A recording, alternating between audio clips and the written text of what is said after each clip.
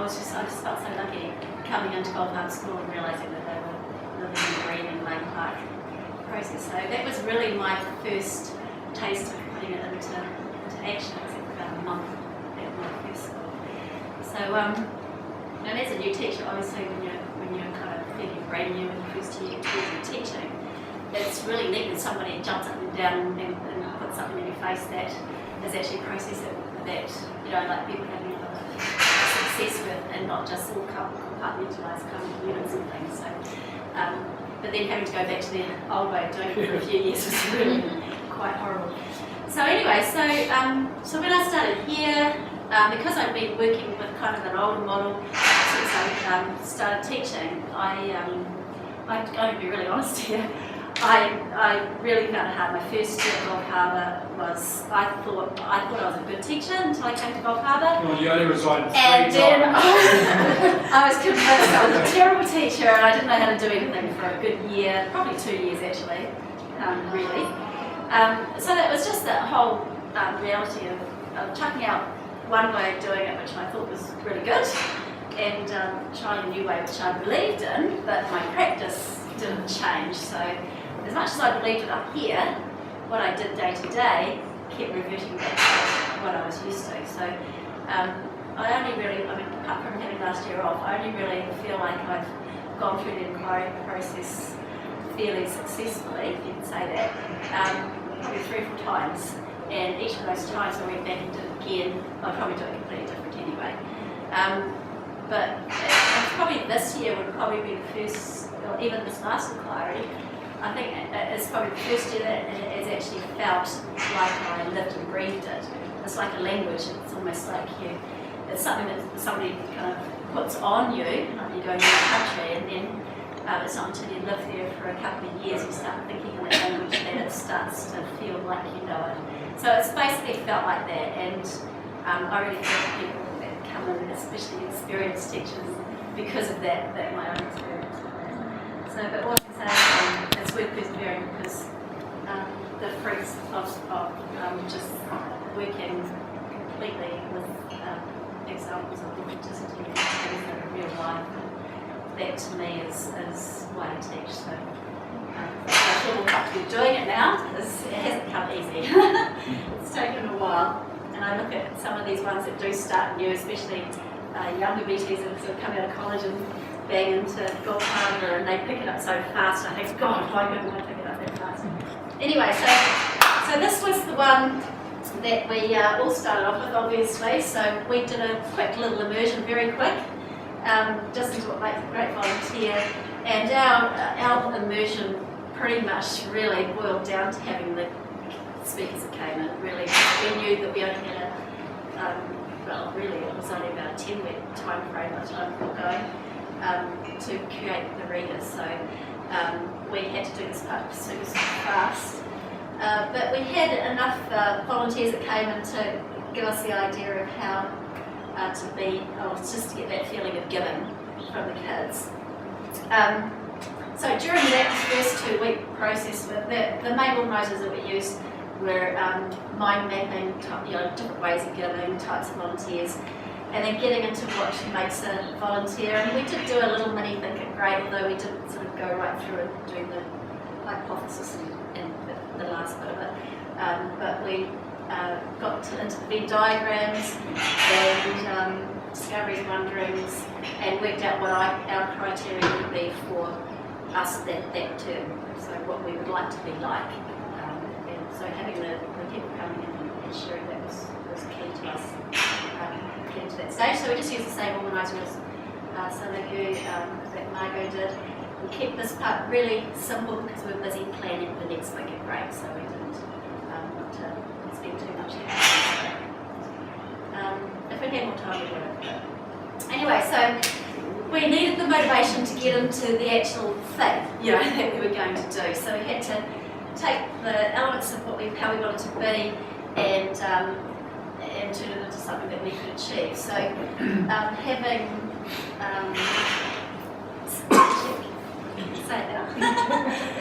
come in and talk to us was enormous, and it really sparked off the idea of making the readers feel smart. So yeah, having that person that's still in our school was really cool for the kids, because that was something they see from day to day as well. And yeah, so we decided to become great volunteers by creating the readers and helping them to learn English, because their sort of job opportunities are quite limited, and they often come to places like New Zealand to work and stuff, or they work in tourism, a lot of them, so if they know a bit of English, it just gives them a bit of sense. So the kids really understood that, because we had quite a few new ESOL kids in the class, so they really knew what that meant to those kids. So Max and I got together and did a bit of a timeline of what we thought we would do, and we realised that we were really going to have to get cracking. So we spent 3 weeks by the time we got Melissa to come in and meet the volunteers and things like that. So we decided we needed to have a logo, so Max kindly came up with the name. We mentioned Koha. Well, I came up with the name. Max, of course, does all the beautifying. I don't think it out class. I just have an idea, and maybe you know what it's like. And the good thing about Max is it always comes out better. Well, you know, it's like, whoa. Marriage ring. Yeah. Now everybody's going to want you Max. So we actually did have a good look at the tools chart first up, because we did that after our immersion actually, sorry. Can't feel real there. To see what tools and skills we used through the immersion. And it was amazing. It's quite amazing how much they could actually colour in. So anyway, we went back into our immersion, so we just got, and you might have noticed you junior teachers that a lot of the readers have been pulled out of the resource room. Hopefully we didn't make too much of an impact. But we basically got armfuls of readers, and especially at read level, because we decided that kind of just after the immersion level was kind of good. It's fairly low level for it, but it's good for the smart kids. So they thought about that, and they, okay, yeah, so this was the start of our expert grade. Some of the activities we did, sort of over there and accompanied by Max there, but things like drawing your own characters in different positions. We did lots of arts. We tried to include all the senses. We did some maths in there, counting how many words in the books, how many pages in the books, and working out what the books had in common. In there as well. We looked at Samoa, our audience, so luckily Melissa was able to share a lot about that and the animals that she'd seen there. And, we photographed some of our favourite characters out of other books, favourite books from home, explained why they were their favourites. And so we started just gathering data through this thing of discoveries and wonderings. If you have a little wander around later, you'll sort of see that sort of starts there with the volunteer and then it comes down onto that table there. Kind of the ideas and discoveries that the kids came up with at that early stage. Lots of drawing, lots of art, because we knew that those were skills that were going to be really important. Trying to work out what the messages were in the readers, if they had a message.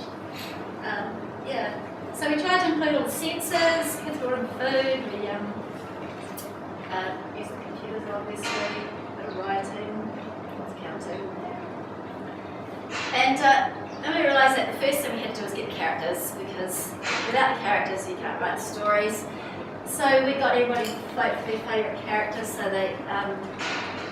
we did that first. We looked at the top 4.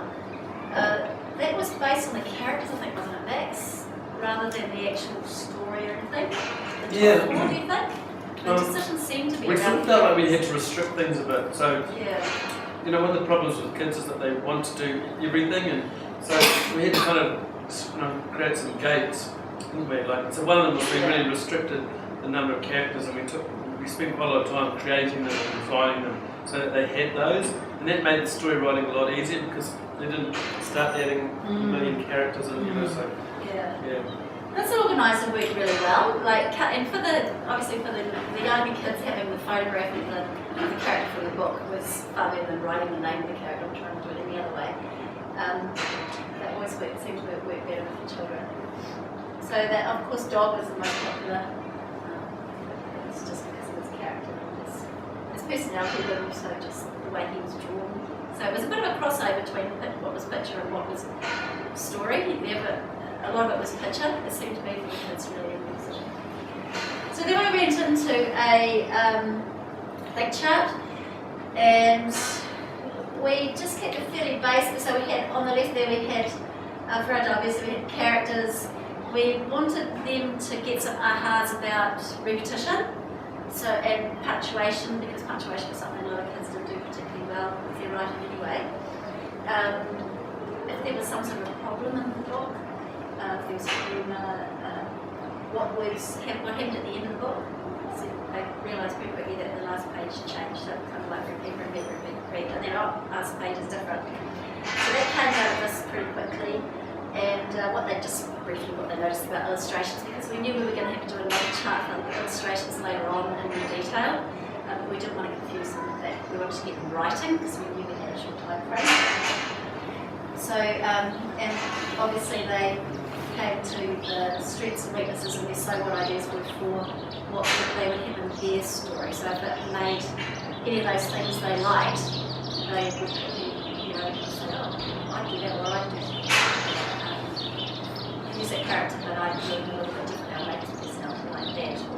I wouldn't use a dog, I'd rather use a sea turtle, because sea turtles were slow. So a lot of this area here was our ideas for the next stage. And now this was just took over our literacy pretty much completely for a good 3 or 4 weeks. So that last organiser, the flip chart, we did that in groups. So when we had guided reading, get through our reads really quickly for home, and then we'd go straight into doing a Venn diagram. We'd put 2 groups together and mix them up. That's me taking some and I'll be taking some. So we ended up with probably about 6 of these, no, probably 8 actually, different Venns, and I've chucked most of them out now.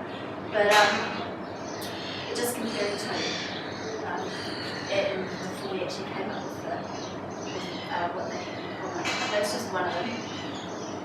And we had a look at this, which is the main criteria for doing the diagram, and just get a little bit on that, how to get a good one. That was more useful. So those almost there are all just straight off the website. Okay, so we were up to, so we've done the chart, we've done our comparing, the Venn diagrams, and then we had to pull some of these things out of here and decide, by looking at other examples as well, which ones of those were the most important, because we had quite a few, because there were some others that weren't on the picture as well. There was quite a few others. So we were kind of at that stage there where we were going to test. We had a hypothesis, but it was a big one. We didn't know which ones were important. Some of them we knew weren't. I didn't see that. So, and Max and I at this stage, we had pretty much preempted what we thought would come out, but actually it wasn't exactly what we thought. So most of it was, but not all. So so at this stage, it's quite possible that it's going to be different, which it was. So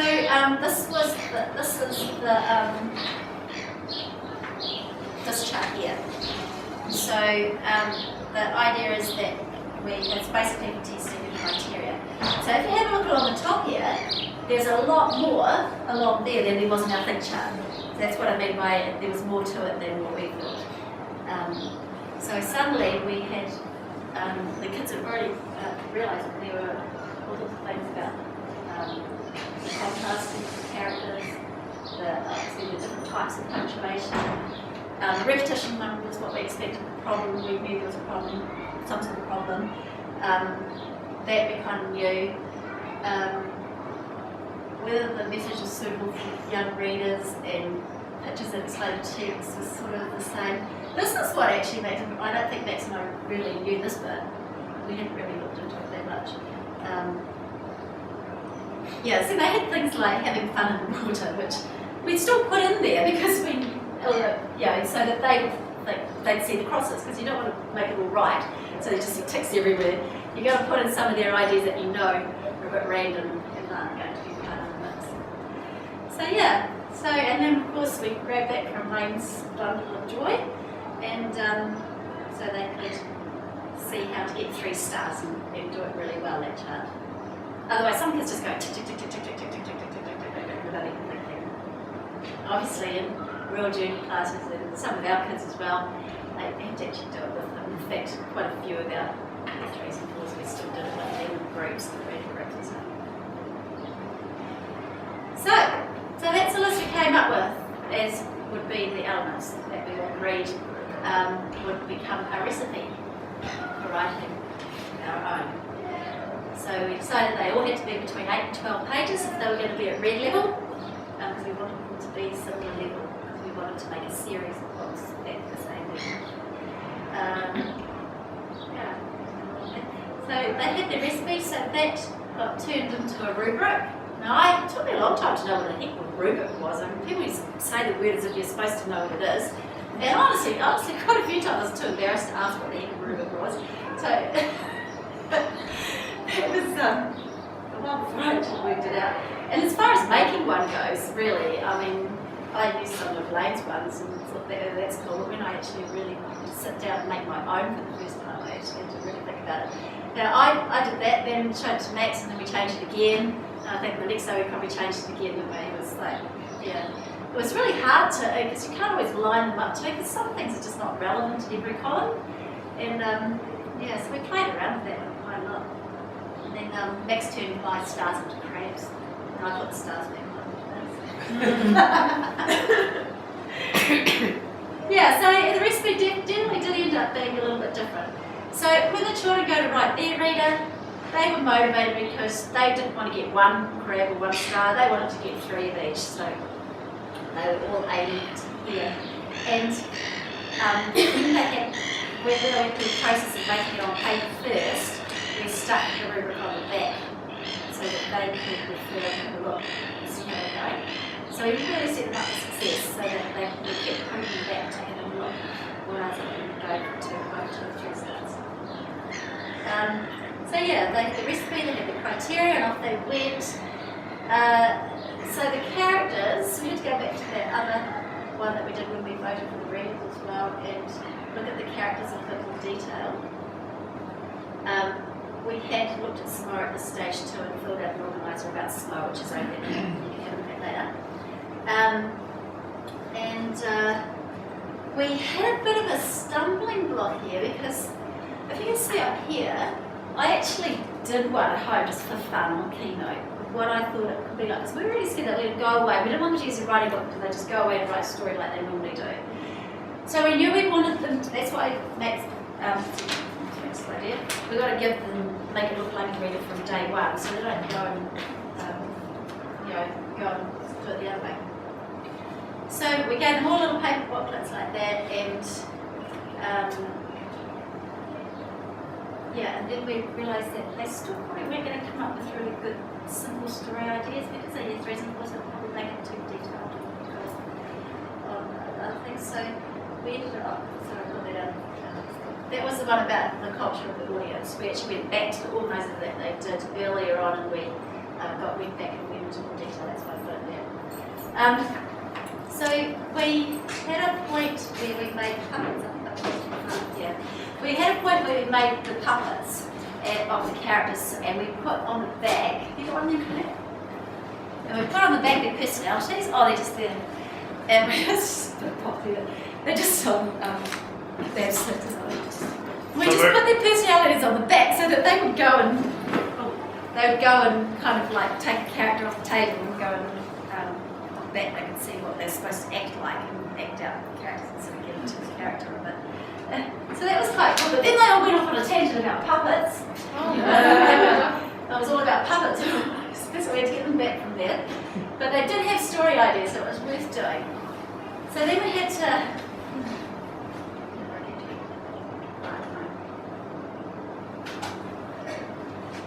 yeah, so then we were thinking, oh God, we haven't got much time left, we've got to get into drawing them. So, because we realised that you couldn't split the writing and drawing up, you had to have them together with this age group. So, we thought as they started to read, we did the illustrations alongside. because we knew we'd run out of time otherwise. So they started just having fun just drawing animals from Samoa. Obviously lots of mind maps were happening between this stage. Well, those kind of things were happening a bit simultaneously. When we Yeah, started on the also. stories, that we had the characters, but we were kind of refining them as well. Yeah. That sort of happened a bit before the puppets. Yeah, well, I was just saying. That's my comment, so sorry. Yeah, then we got stewing because we realised that the characters look sometimes pretty hard to draw. It's pretty hard to draw crab successfully. And we realised that a cartoony kind of style would be much easier for the children. So we thought we'll get stewing and he said, oh, why don't you make it look like this? So kids had already had a go first, so we let them had a go.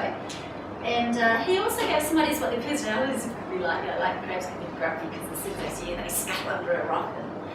And so he kind of like just sparked their imaginations. It was just great. And that was quite key, I think, wasn't it, too? Because Huge. then we had the characters created, because that's another big hurdle, I think, for kids, when they're making their own books. They can't draw a character the same all the time. No, Can't end up with books that look different. So that helped a lot. Yeah. So we got them to look at what they look like, what personalities are like, what kind of like drawing style they would have liked, and what the animals like. What they call them, basically. So, oh, and then we made the puppets. Sorry, yeah, I jumped to puppets really. So just to get more story ideas. And the other thing which was pretty key when I was doing like this was to get, where's that box? Oh, here we go. We went and had a look through all the books at RLL and we just got phrases out like that and we threw them all into a bucket because we wanted to make sure that they had sort of ideas of and words, using words that were not too hard. Yeah, do you get what I mean? Just real basic phrases and settings like valleys and rock caves and waterfalls. So yeah, so they just mixed and matched a lot of ideas and they did their puppet kind of practice. Okay, so then they got to write them. This is the stool one, this is the stool here. This is the draft of the stool. And yeah, so they got the idea of just one sentence on a page, and they had to think about speech. They're really good with speech marks now. Yeah, they really got that through this process. Yeah, so and then we tested them out on Japanese students. We thought that they would learn the English, so they would good. And we just got on the young guys on the team. So they gave us some feedback.